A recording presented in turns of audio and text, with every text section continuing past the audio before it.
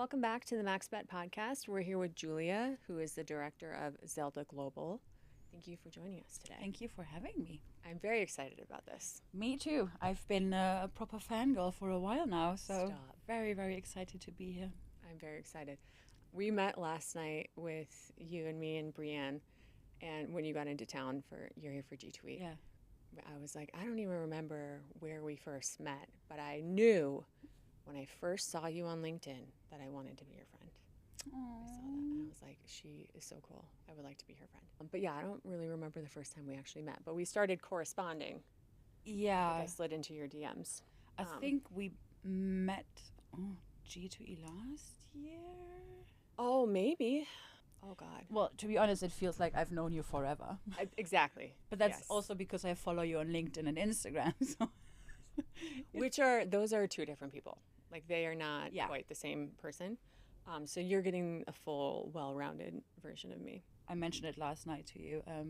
There are actually people in Europe very jealous of me being here because they messaged me when you posted a picture of us from SBC Fort Lauderdale. They were like, oh my God, you know Hillary? Can you introduce me? So you do have a fan base. I love that. I'm pretty sure it was only one person, but I love that. I would love to meet them. I would love to meet that one singular person that said that. No, let me tell you, I'm going to introduce you to a lot of people when you come to the next conference in Europe. I love it because you make the rounds at all the conferences. Yes, I think this year 12 conferences. Wow, G2E will be your 12th? Or just total for the year? Total for the year, okay. 12, yeah. Because I do most of the conference in Europe. Yeah. And then 3 in the US, G2E, next New York, SBC Fort Lauderdale. It's a lot of traveling. Yes. But it's also nice because what I love about our industry is that you connect with people like we have. Yeah. And you build these friendships. So every time you travel, you can also spend time with friends and catch up. And it's just that personal aspect in our industry that I really enjoy. Yeah, I do like that too because a lot of people ask me, I've only been in the industry for like 3.5 years, although it does feel like several lifetimes. Yeah. But people ask me outside of the industry, they're like, why are you in gaming? Like, why don't you go to some other industry that you actually, I'm like, you don't understand, guys. The people are why people stay in gaming. That's why. Yeah. It's something that my parents actually always used to say. They were like, why would you want to work in gaming? Why gaming? Yeah. And I just told them it's not just because it's a very fast-paced industry and there is always something happening. Right. It's the people, the connections that you make and the friendships. Most of my best friends I have today, I met at work in this industry. Also because we are a very special industry, most of my friends who don't work in the industry also don't really understand what I'm doing. Yeah, no idea. They look at my travel schedule and they're like, do you work in hospitality? Travel? No, I work in gaming. Ah, okay. You're like, oh, that explains absolutely nothing. Thank you. Yeah. When my siblings or my parents get the question, what does she actually do? They are just like, no idea. She travels a lot. Yeah. Whenever people ask me, I'm just like, I work in marketing. I'm not. They're like, oh, tell me more. I'm like, I work in like gaming marketing, but I'm not about to be like, let me just lay it all out there because it is just so nuanced and there's a lot of layers. People think when you tell them I work in gaming, especially iGaming, people still think that you're talking about this dark room in the back of a house and there are just like 3 people sitting on their computers. Yeah. Most people don't understand that we actually are proper companies. We have legal, compliance, RG, AML, product, sales, account management. We are proper companies. We are not just a dark room in someone's house. Most of us. Yeah. You can't say that. I'll say it. It's most of us. Yeah. I'm sure there are some left. Yes. Somewhere. You're the head of Global Gaming Women International, right? I'm the co-chair of the international committee, yeah. What does that mean? So because Global Gaming Women is so successful in the US, we kind of want to offer everything they do in the US also in Europe. And we organize events during conferences. panels, networking events, leadership training, mentorship, just to have like that wider reach. And it has been growing. Yeah. If I remember correctly, we started the international committee 6 years ago. Okay. I joined 2 years ago. Gosh, it feels longer. Yeah. It doesn't. Time flies. Listen, I just had my 20-year anniversary in this industry on the 1st of September, and I was like, oh, yeah, it's been a while. You don't look old enough to be in this for 20 years. Thank so you. Clearly it has been very gentle to you and docile. I just turned and not 40. stressful at all. You just turned 40. Oh, so like this has been basically your whole professional career. So, but with Global Gaming Women, it's nice to see how the community in Europe is growing as well. Yeah. Absolutely love it. So, correct me if I'm wrong. This is going to sound very American, but that's who I am, and that's okay. But then I might sound very not just European. I might sound very German. Very German. Yes. This is a great combination. Yeah. I'm loving this already.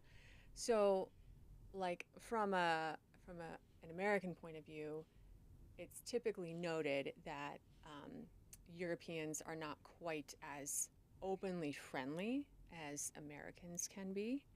Like you walk down the street and you smile at someone, even just a half smile, like a courtesy smile, you're probably 9 times out of 10 not going to have that reciprocated. It depends. It actually depends where in Europe you are. Okay, fair.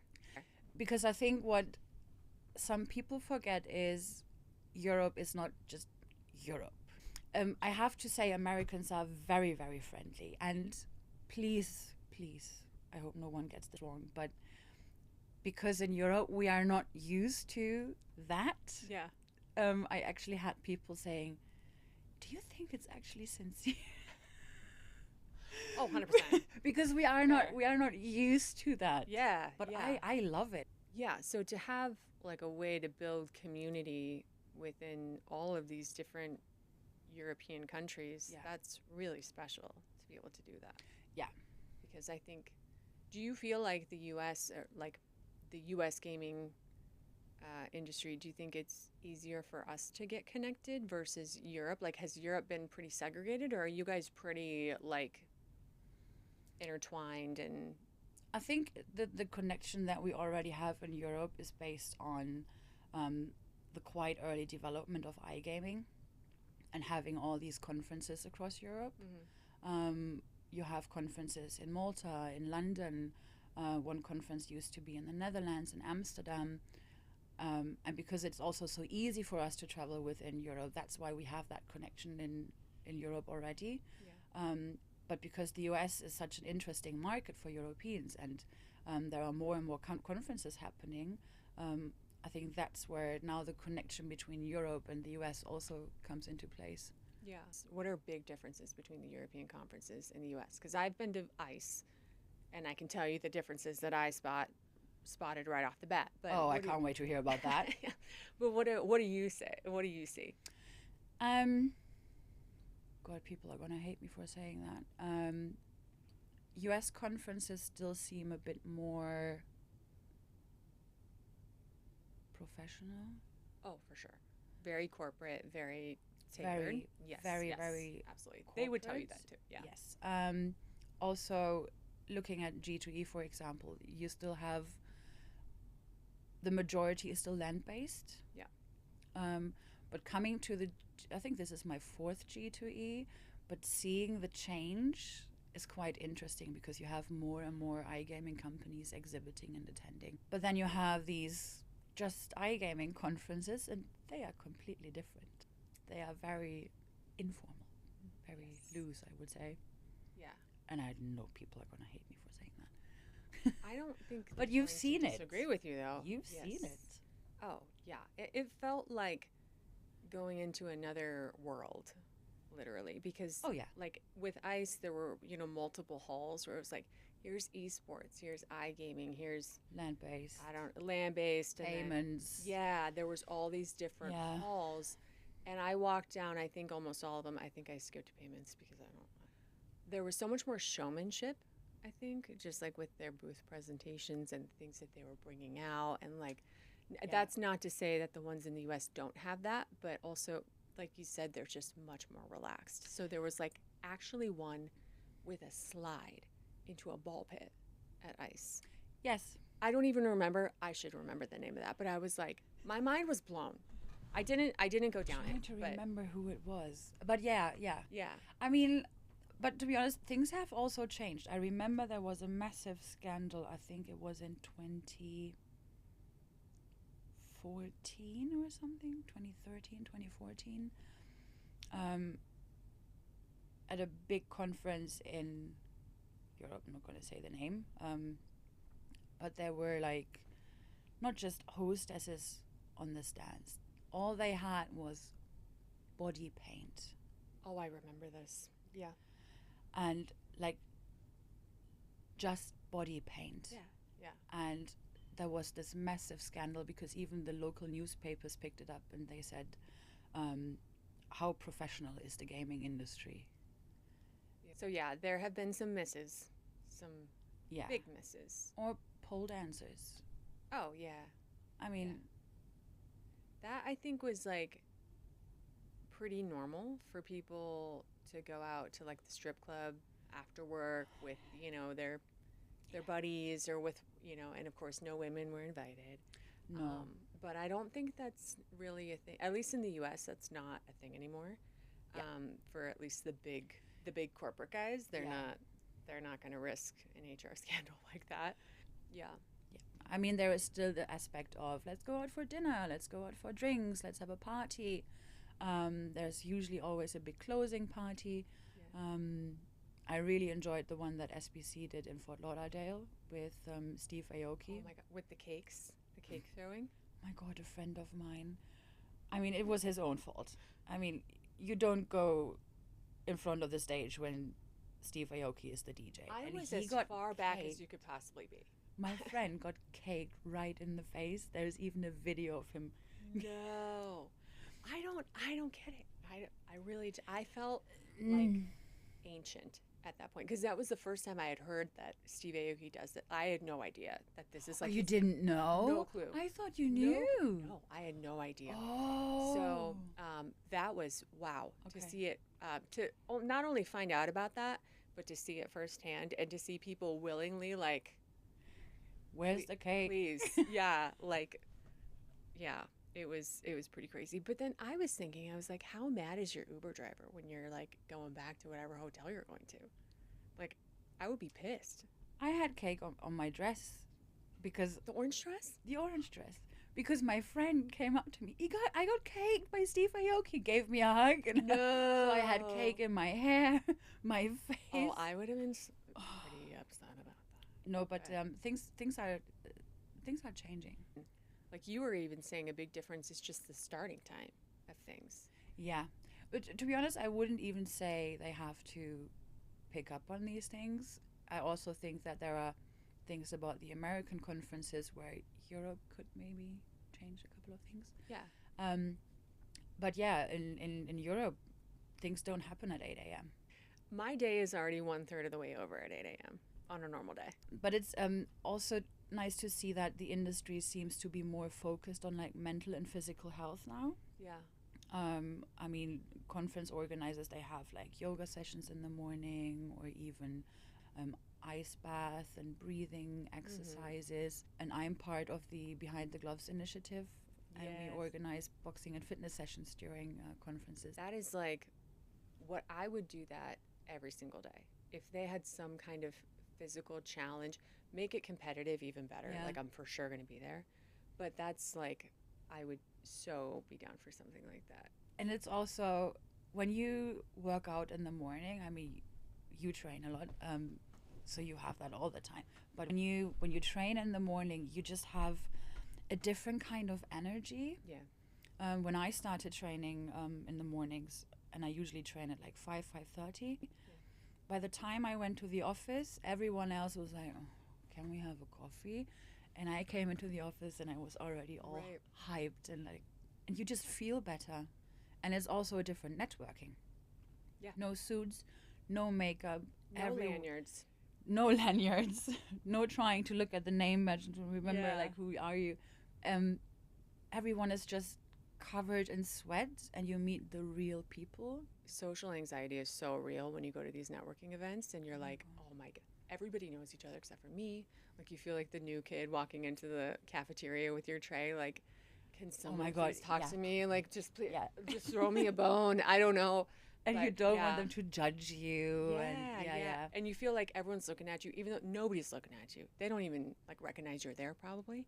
Exactly. But then when you're like working out with people, you have there's so much more opportunity just to naturally have those conversations develop and not be like, so what do you do? It's just much more natural. You build a connection way faster than you would during like a happy hour. Trust me, even I have this social anxiety still after so many years and knowing so many people. Yeah. I'm always very nervous, even just going to a networking event.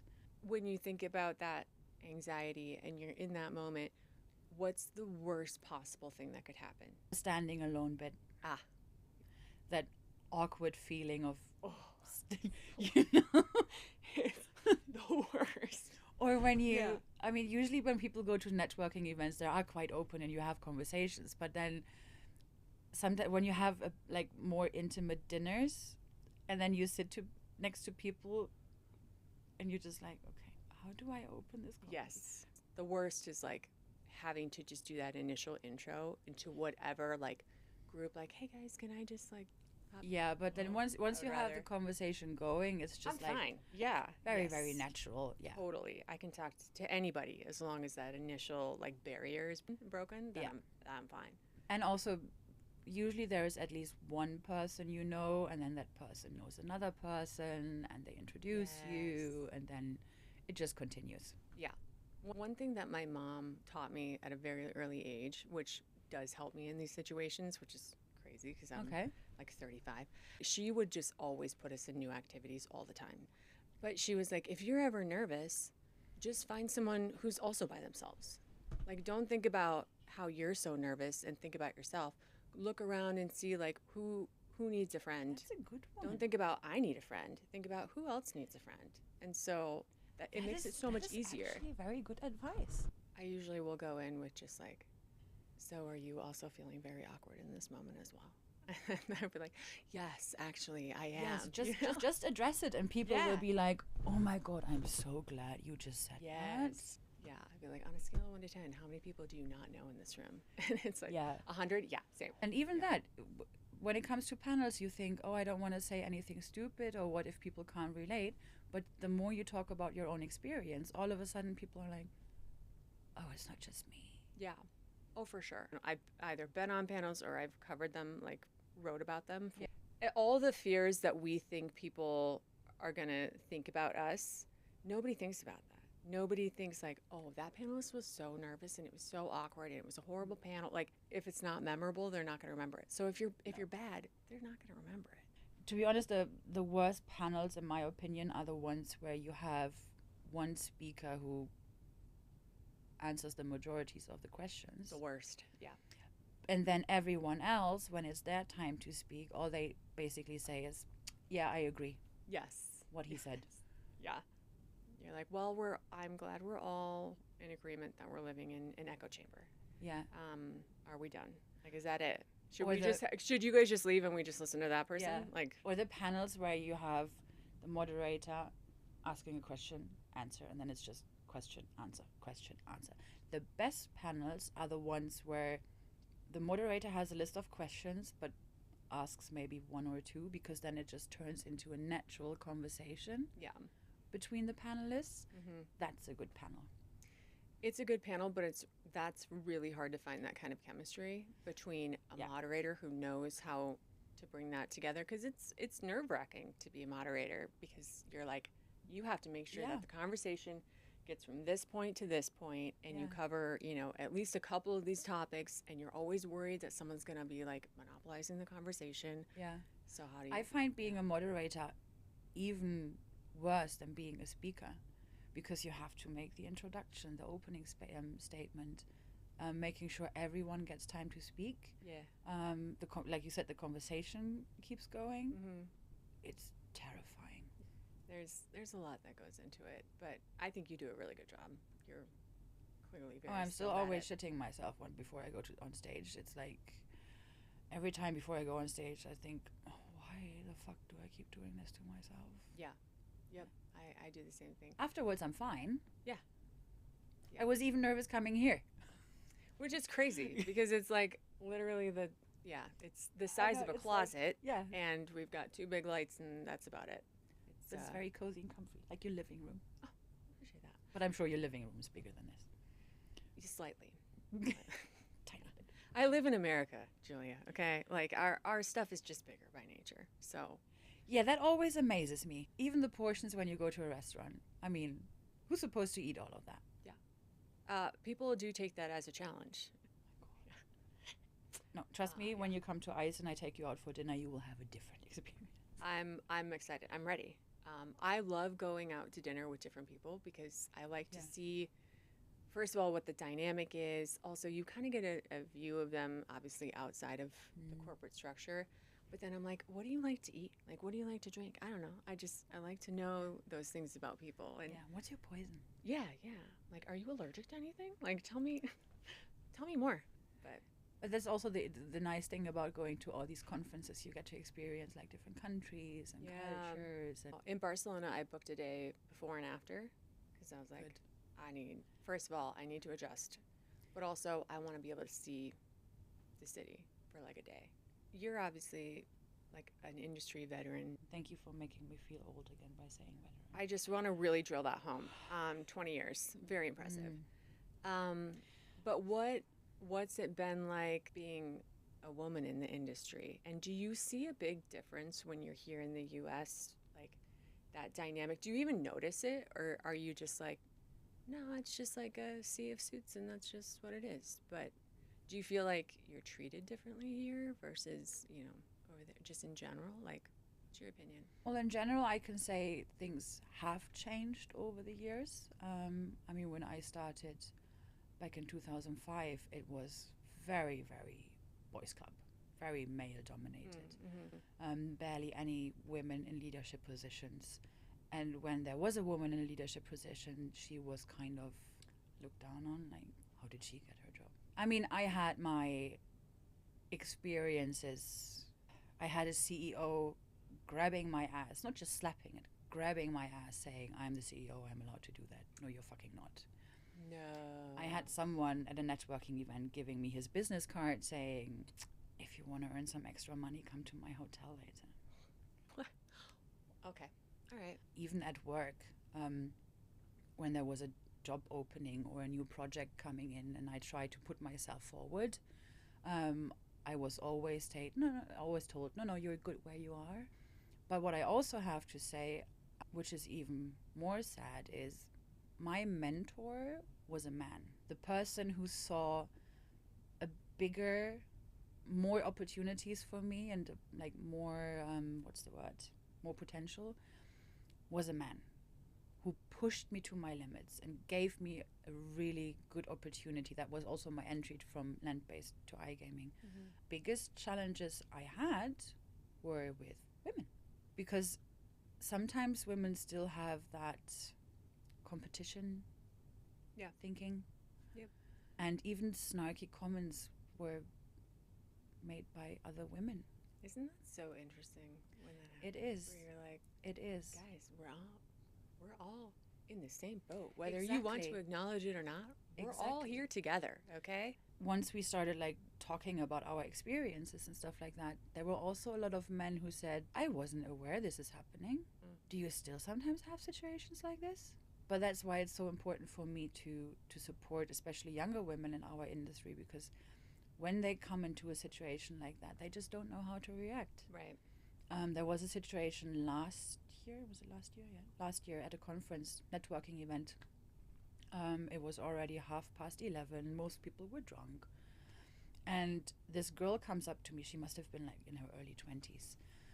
She came up to me and said, you're Julia, right? Because she knew me from LinkedIn. I said, yes. I need help. I said, what do you need? And she said, well, there is this guy, he's very drunk and he's been following me around all evening. I told him to leave me alone, but he just wouldn't, and he makes me feel really uncomfortable and I don't know what to do. And I said to her, just tell him to fuck off.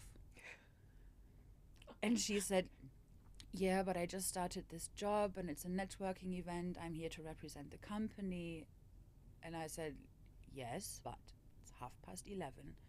It is a networking event. You are representing the company, but no one is allowed to touch you if you don't want that. Yeah. And no one is allowed to make you feel uncomfortable. While we are talking, the guy comes up and tries to put his arm around her waist. And she just looked scared almost. So I turn around and I tell him to fuck off.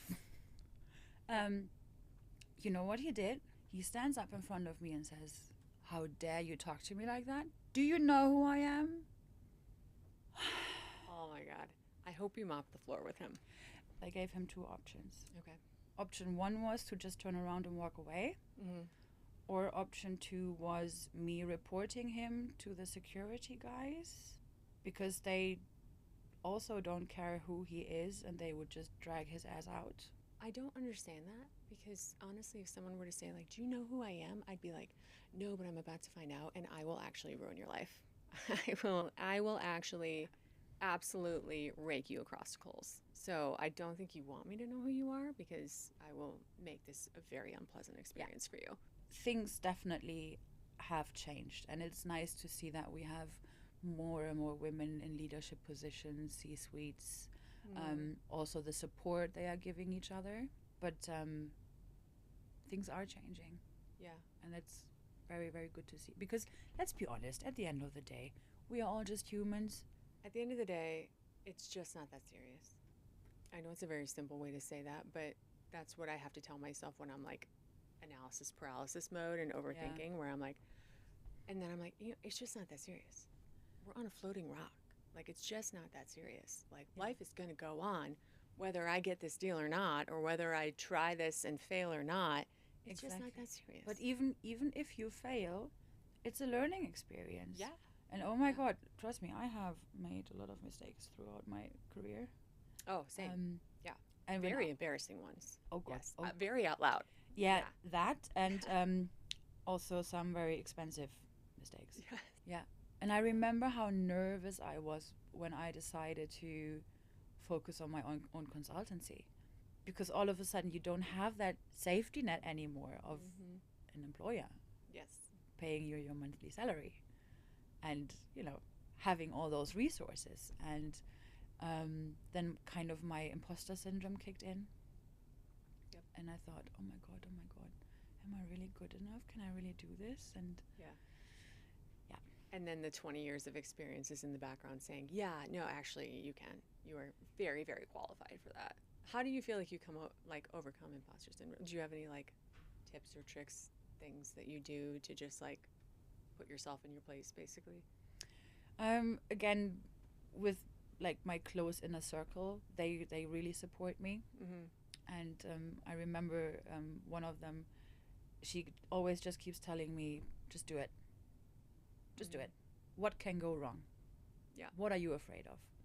And sometimes I always just tell myself, you know what, if other people can do it, I do it. A motto that's similar to that, I'm like, well, if anyone can do it, it might as well be me. Like, it might as well be me. Yeah.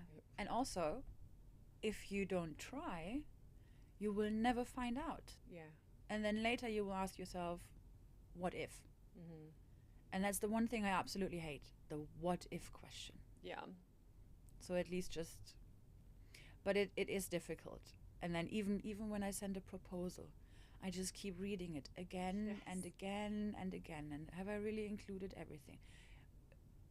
Stupid things like, is the layout okay? Oh, yeah. How is the spacing? Yeah. Oh my God. And then looking back, I'm like, that is so stupid, because the only thing they were probably going to look at when they see my proposal is the cost. Yeah. They want a bullet point, what are they going to get from it, and the cost of how much it is. And that's it. Exactly. Like, that's really it. Yeah. But I'm over here moving pixels one at a time for hours at like 1 a.m. Yeah. It's bad. And I couldn't even tell you the decks that I spent so much time on if if that was the deck that made me X amount of money, or if it was the one I threw together in like 10 minutes because I was like, time is of the essence. Yeah. But like you just said, people don't need like the fleshy, colorful, whatever. They just want straight to the point. Yeah. And that's sometimes where my German side is very useful, because Germans are just like very. See, I'm I'm writing full paragraphs. I'm like, let me explain to you exactly in a quick 9-slide series how I can help you. Nobody's reading that. They're just like clicking to the end to see. What is the most important thing that I need to know today? Yeah. Why is it at the end? So now I'm like, now if it's over 4 pages or over 4 slides in the deck, it's too long. What do you do when you're in a room with like really important people? Do you feel imposter syndrome, or are you at this point in your career where you're like, yeah, no, it's totally fine? Sometimes I do, but then also I just try to be myself. I don't try to be something I'm not, because usually when you have a room with CEOs and very important people, people tend to be very focused on leaving an impression, and I try to not do that. I just focus on being myself, because when you're being authentic, people can relate to that and they will take you seriously. Yeah. And I also try to remember they are just like me. They are just humans. Everyone has a story to tell.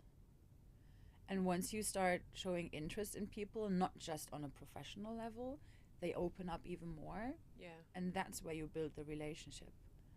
And then it doesn't really matter what title someone has. Well, when I first started out, I didn't give a fuck at all, because I didn't know who anybody was. And I was like, I don't care if you are the CEO of whatever. That means literally nothing to me. So as long as I'm just nice to everybody, it's fine. But then once I started to learn, like, this person's super important or whatever, then it kind of started to creep in the back of my mind. And then I was like, you know what? No, we don't know. They could load the dishwasher wrong. Like, we don't know. Or what if they leave the wet towel on the floor? Like, what if they're that kind of person and you're nervous about talking to them? Like, exactly. Please. One thing I always say is, I don't give a fuck about what title you have, your house, your yacht, your car, or whatsoever. What I care about is the way you talk to me. Yes. Yeah, it says a lot about someone also. I feel like how they talk to any kind of person providing a service. Like if you're around someone and I'm like, okay, you literally haven't even looked at the server once this entire time, and that feels kind of rude to me. But even in situations where, back when I was a full-time employee, I don't respect someone just because he has a CEO title or a COO title. I respect the person because the way they treat me and how they support me and the things that they did and what they are capable of, how they support the whole team and how they help everyone move forward. But just because someone is a CEO doesn't mean that that person is also a good person. No, it's literally just a title that you put on a piece of paper or on LinkedIn. It's not. But some people seem to be very focused on titles. Oh, yeah. Let me be the stupid European. Is it are Americans very title focused? Yeah. A lot of that is also just linked to the income that comes with it. Yeah. But yeah, titles are a big deal. They unfortunately matter a lot. I'm actually not probably the one to talk about this though, because I'm probably the least corporate person in this industry. So I'm not but that's why we love you so much. Yeah, well, that's it just doesn't really matter. But I know a lot of people, they put a lot of stock in that. Yeah. That's very important because, that's a lot of people's trajectories is to get to C-suite, and there's really only a certain time in your career that's available. Yeah. Like if you don't make it by X, you're probably not going to make it. Okay. Like everybody else kind of sees that. So you really have a certain amount of time to make that window. Is it in the US still, are they still very focused also on the qualifications that you have and where you went to university and stuff like that? Because for example, in what I love looking at companies in Europe, in Malta, is we have a lot of people who didn't go to university. They started out in customer support, but they worked very, very hard and worked their way up to become the CEO. Again, I'm probably not the best person to answer this. Someone way smarter than me could share more about it, but I don't think it matters as much anymore. I think for a long time, especially after 2008 and before 2008, it was like you had to have a bachelor's degree to get a certain kind of job. But now I think it's much more fluid where like if you're an expert in AI but you've never been to college, they want the expert in AI. I was just going to say, you're still the expert. Exactly. Yeah. If you can do it, then yeah, they want you. Yeah. So it's not really like, well, did you go to all 4 years at Stanford? But if you're going to like a finance firm or if you're looking to work in a big city, then yeah, your undergrad matters. That it really does. Isn't it funny how like things have changed over the past 10, 15 years? So another thing we talked about last night was I was asking you about people in Europe, and we won't say who, but I was like, yeah, we're not saying names. We're not going to name names because that was a circle of trust moment. Yeah. But I was like, well, tell me about like this person, and you know, what's up with this? Because again, I'm so new to the industry that I'm still learning like the players and who are friends and who love to work together and who avoid each other in a room. And I have made some big blunders that way. And so I was telling you about one of them, and you were like, from now on, you only come to me when you have any questions about the European gaming industry. And I was like, yes, ma'am. Okay, yeah. You're like, don't say anything without talking to me first. You're like secondhand embarrassed for me for how No. It was bad. I mean, but my network is obviously mainly Europe, and I know a lot of people and companies and stuff like that. So I know that it can be a bit overwhelming, and we do have a lot of, they're gonna hate me for saying that, people who paint a picture of themselves, but it's not the reality. Oh, that's everywhere. Yeah, And that's a big thing. I will never like badmouth people, but I will always give you my honest opinion, just so you have a different perspective. Yeah. Before you enter a situation. No, but in general, if you have any questions about the European gaming market, regulations, jurisdictions, people, companies, funny stories. Well, tell me one of your good stories. Do you have any good gaming stories? I can tell you a funny one. I love that. Talking about regulations. I actually wrote my... I've never heard those two pieces together. Let me tell you a funny story about regulations. Yeah, let me tell you a funny story about Germany. Okay. Well, when I think that was back in 2012, when the new regulation came into place, which was still only land-based back then. No iGaming was regulated. So in Germany, you have like the state-owned casinos and the privately owned arcades. So there was a clause saying that we were no longer allowed to give our customers food and drinks for free because that makes them stay longer. Fair enough, we're going to charge 50 cents for a coffee. Whatever. Okay. But then in Germany you have like the overall state treaty, but then each and every single state has kind of like their own interpretation, let's say. Okay. So one state in Germany started defining food. They started doing what? Like defining what is food. Okay. Why? So we were allowed to give in that state. We were allowed to give our clients an apple for free because an apple is healthy. A banana is filling, therefore food we had to charge. No. Yes. Okay. So many. I mean, obviously we decided we're not going to give any food, but I don't think anybody goes to a casino and says, you know what I really want right now? I want a really banana go for an apple right now. Pre-sliced. And I guess my follow-up would be, where did they get that kind of research? Who, did they talk to like a nutritionist and they're like, tell me what's the most filling by the hour? How did they decide that? I was actually more surprised that there was someone who had enough time to sit down Yeah. and even think about it. Mm-hmm.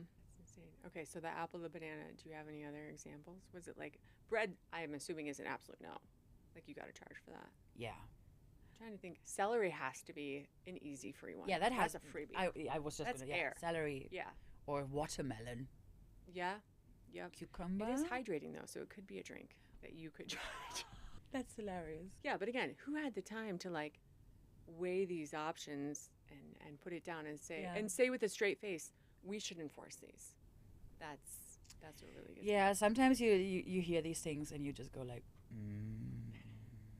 We even had, I think I mentioned it last night, a friend of mine who's also a consultant. We had the idea, like Stephen Bartlett's Diary of a CEO. Mm-hmm.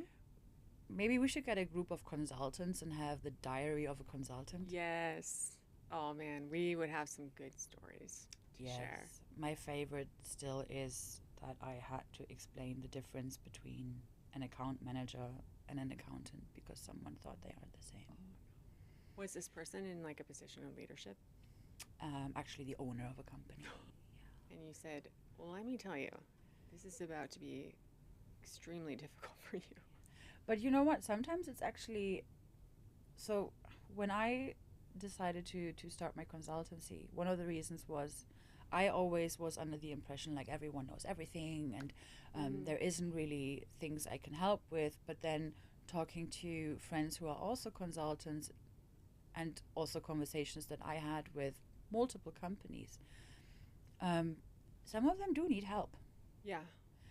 Because especially some companies have grown massively in a very short amount of time, and they they forgot to focus on things like processes, structure, or even considering we are all, when it comes to iGaming, we are online businesses, the amount of data we have access to, yeah.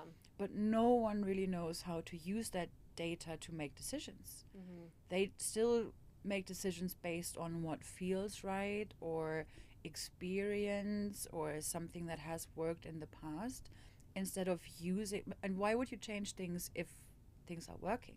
Right. But why not try to change things to make it even better? Right. So that's then where I come in. Mm-hmm. I see myself with my consultancy more as a solution provider. I would never go into a meeting with a potential client and say, this is what I can do for you. This is what I offer. I will go in and say, what are you struggling with? What are your biggest concerns? Where do you see room for improvement? Mm-hmm. Because maybe I'm not the right person who can help with that. Yeah. But then maybe I know someone who can, or I know the right tools. I think that's super important for consultants. We're probably the first people to tell you we can't do that. Like, yeah, but we know someone who can. Yeah. We're solutions oriented. If we don't know, we know someone who does know. Exactly. Because that's like my worst fear, is taking people's money and them not feeling like they got the value out of it. Yeah, it's a change of mindset to actually realize, no. I'm here to do this thing, Mm-hmm. but I also have other jobs and other projects. Yeah. But then again, it's a matter of making sure you structure your days and you structure your time, and Yeah. always with a bit of flexibility, because you never know what's going to happen. I mean, My schedule is never the same day to day. oh God, It's all never. over the place. But I do. But that's what you like. Oh, I love it. I like to start my day really early, so I like to get my stuff done. So then that means, like, if by 2 p.m., if I feel like I'm done for the day, then I'm done for the day. But I also did start at 6 a.m., so it's like, Yeah, exactly. you're not like confined to the parameters of that, and I love that. But then at the same time, if someone calls me at 6 p.m. at night, I'm like, yeah, let's chat. I also love doing it because it's not that I have an employer telling me to do it and expecting it. Yes. It's because I chose to do it.